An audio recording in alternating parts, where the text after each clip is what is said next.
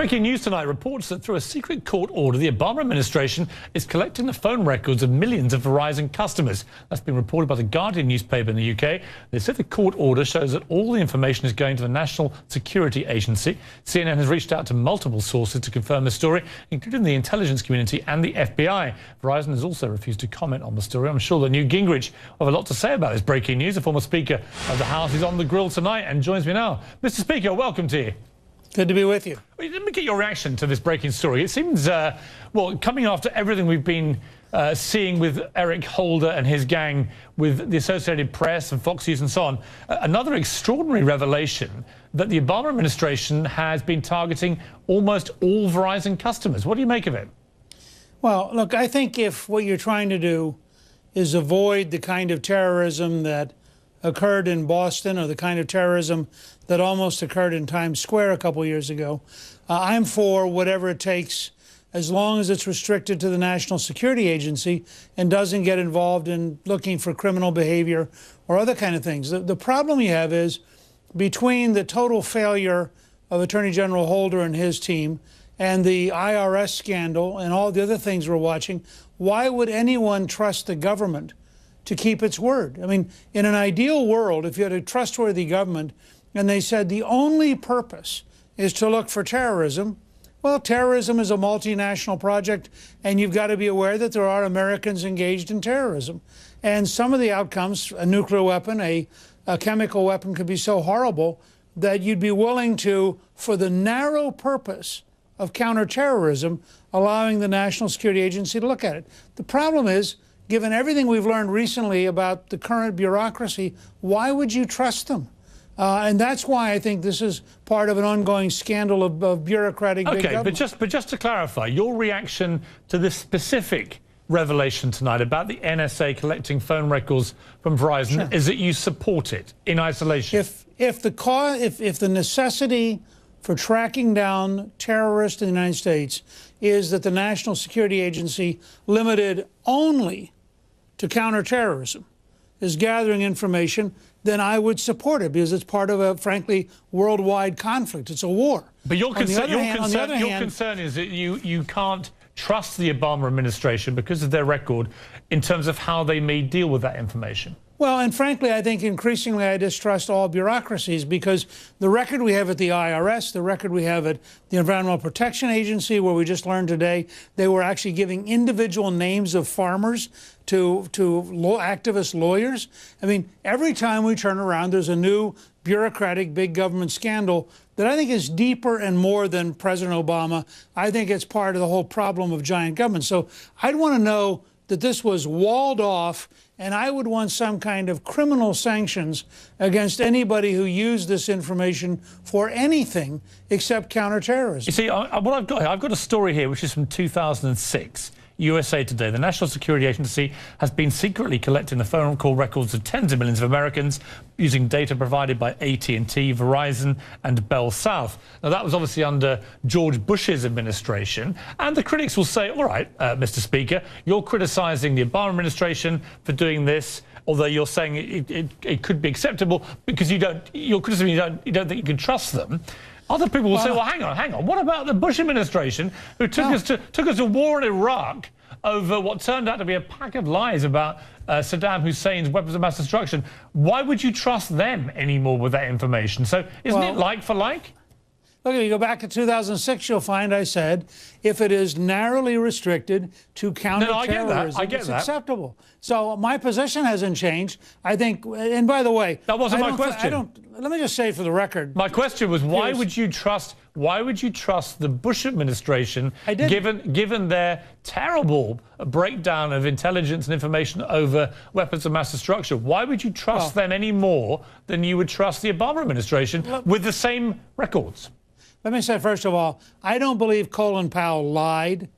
I don't believe that that's an accurate statement. I think they said what they thought was true at the time, but that's irrelevant. I believe that there should be criminal sanctions against anyone who takes a national security tap and uses it for any other purpose. So I think there should be an iron wall between the FBI, criminal prosecutions, the Justice Department, and the national security apparatus. And I've said this all along, I don't trust the Bush administration. I don't trust any big government. I think big governments are inherently dangerous. That's why, as a conservative, I like much smaller government, because I distrust big bureaucratic governments. They run amok. Well, let's turn, talking of... That's a nonpartisan statement. I'm staggered. I love the fact you didn't trust the Bush administration. But let's move on to Susan Rice, who's had this big promotion today, which has got the Republicans all in a tizzy. What is your reaction to this news? The President of the United States has decided that he wants as his national security advisor a person who went on 5 shows in one Sunday morning and missed it. You go back to lies. I don't know that Susan Rice lied. I think she may have been misinformed by the White House and the State Department, and she may have accurately reported what she thought was the truth. What I do know is what she said to the American people about Benghazi was false, completely, clearly, unequivocally false. Now, what the president has said is, and this is his prerogative, he would rather have one of his close friends who he believes in as his national security advisor. And if that means that there's no centrism, there's no reaching out, there's no bipartisanship, that's his prerogative. The cost of it will be that no one in the Republican House and no one among the Republican senators in the Senate are going to believe the national security advisor. What if he had... And that's a problem. OK, what if he had appointed instead Colin Powell or Condoleezza Rice? In a wonderful display of bipartisanship, would you have had exactly the same view? No, I would have said... Given that they had also, of course, unfortunately passed on completely misleading information to the American public too. And my argument to you, Mr. Speaker, is I think that would be crazy. I think both Condoleezza Rice and Colin Powell are incredibly able people who would do a very good job, as I think Susan Rice is entitled to show us that she can do. What is the difference? Pierce, well, the difference is you're totally confusing the situations. At the time that Condoleezza Rice and Colin Powell were describing what everyone agreed at the time excuse me, was the best intelligence information, it happened to be wrong. At the time that Susan Rice was on television on 5 consecutive shows the same morning during a presidential campaign, we now know from the release of hundreds of documents the information she was getting was false. Now, I didn't say but what she is lied. The difference? I said, what is the difference? Well, I said first, part of the difference is there is no question that the Obama administration and Secretary Clinton's staff systematically lied to the American people knowingly. I don't believe anyone has suggested that Colin Powell said anything at the United Nations that he knew to be false. No, but my question is, do you believe Susan Rice lied? Because it's her that's got the job. That is the like for like I'm trying to draw a parallel between. I have no idea. I just told you. I have no idea whether at the time there's no evidence she did, though, is there? No, that's why I said there's no way of knowing whether she believed what she had been told by the national security apparatus. It's clear, however, that virtually everybody on the right will regard her appointment, because it's not a nomination, her appointment as a sign that this president has no interest in bipartisanship. Okay, and by well, the way, if he had appointed Colin Powell or Condoleezza Rice, I think that would have staggered this city and dramatically changed the interpretation of Barack Obama's foreign policy. Well, I completely agree with that. Let's watch a clip. This is Gloria Borger, my colleague's forthcoming interview with Mitt Romney, specifically about his reaction to the Susan Rice appointment. Susan Rice was controversial in the whole Benghazi affair. She is now going to be the next national security advisor. Do you have any reaction to that? I find that a disappointing appointment on the part of the president. I think what she did was to very seriously mislead the American people about what happened in Benghazi. My greatest concern about the Benghazi events was the fact that there was not a rescue effort attempted. And that is very troubling to me. You see, here's the thing, Mr. Speaker. I agree with what Mitt Romney said there about what is most troubling about Benghazi. Sure. The failure of the rescue attempt, the failure to shore up the defences before it happened, and everything else. I totally agree with all the Republican attacks on that. The one thing I have a real problem with is targeting Susan Rice, who appears to have been the innocent pawn in the game of disinformation. I hesitate to say this, Pierce, because I'm concerned about your heart, but I think I actually agree with you. I have. Good grief. I mean, I don't know. It's taken 2.5 years. Well, look, I don't know of any evidence that Susan Rice knowingly lied to the American people, because we don't know whether, I mean, I don't think anybody walked up to her and said, by the way, here are the totally false talking points that we've come up with. I suspect she believed these are the talking points she'd been given by the White House. She assumed they were serious talking points, and she went out and in a very professional way did her job. So I don't think you and I are that far apart. I do disagree with you, though, about the fact that I do believe everything we've learned about the process for 48 hours of the White House and the State Department coercing the Central Intelligence Agency in order to create a false set of data for Susan Rice, I find that as troubling as the military failures in Benghazi. So I do think both of those are very troubling. OK, let's take a break. You can see more of Gloria Borges' interview with Mitt Romney on Jake Tapper's The Lead tomorrow at 4 p.m. Newt, stay with me on The Grill and stay nicely grilled in the break. And I'll come back and talk to you about guns and background checks and why they didn't stop a mentally ill young man who'd been in and out of institutions from buying an AR-15 assault rifle from Walmart. Back now on The Grill is Newt Gingrich. So let's talk about this case.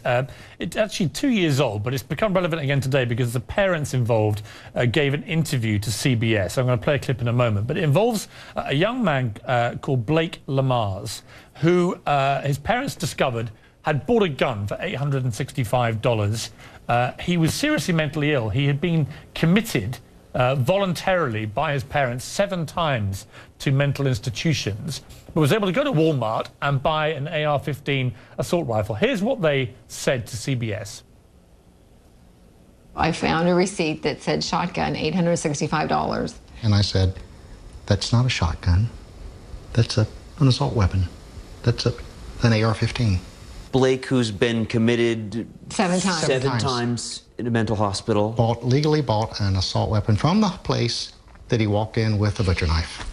At Walmart. Yeah, same one. Now, the parents reported him because he had allegedly admitted he was planning to launch a murderous shooting spree in a movie theatre during the weekend of the opening of the new Twilight film at the time. He'd actually bought a ticket to the screening of Breaking Dawn Part 2. It could have been another Aurora. Here's the thing, Mr. Speaker. He went to Walmart and perfectly legally bought this assault rifle to try and perpetrate an atrocity. And the background check they did on him did not pick up any of the 7 times that he had voluntarily committed to an institution, because he'd never been involuntarily committed, which I find absolutely ridiculous. What is your view? Well, this is going to be a bad show, because I agree with you. Wow. I mean, we're not arguing. Well, we're not arguing here, but notice what we're saying. The mental health laws, partially under the pressure of privacy groups, and partially because we deinstitutionalized so many people over the last 30 years, the mental health laws have now created a zone in which people can be extraordinarily dangerous both to themselves and to the rest of us. And there's no way of being able to report it. This happened in the worst mass shooting in modern times, which was at Virginia Tech, and the psychiatrist who had been seeing the shooter felt constrained by state law from reporting how dangerous he thought the shooter was. So I agree with you. I think people who have substantial mental problems or mental challenges should in fact show up on a background check. And I think that it should be virtually impossible for somebody with a record such as this young man to buy a weapon. I don't disagree with you about that at all. I can't quite believe we've gone through an entire 15 minutes here. Will you agree with everything I'm saying? Let's, you may never have me one back final again. chance to try and find dispute. And answer very quickly, if you don't mind. Michelle Obama taking on that heckler. Did she do a good job or not a good job? I actually didn't watch it closely enough to have a clue. Well, let's play it. Here we are. I'll play it for you. But I'm leaving. So you all decide. No, I'm sure. No. I need your husband. One choice. Yeah. All right, you guys. No, please don't leave.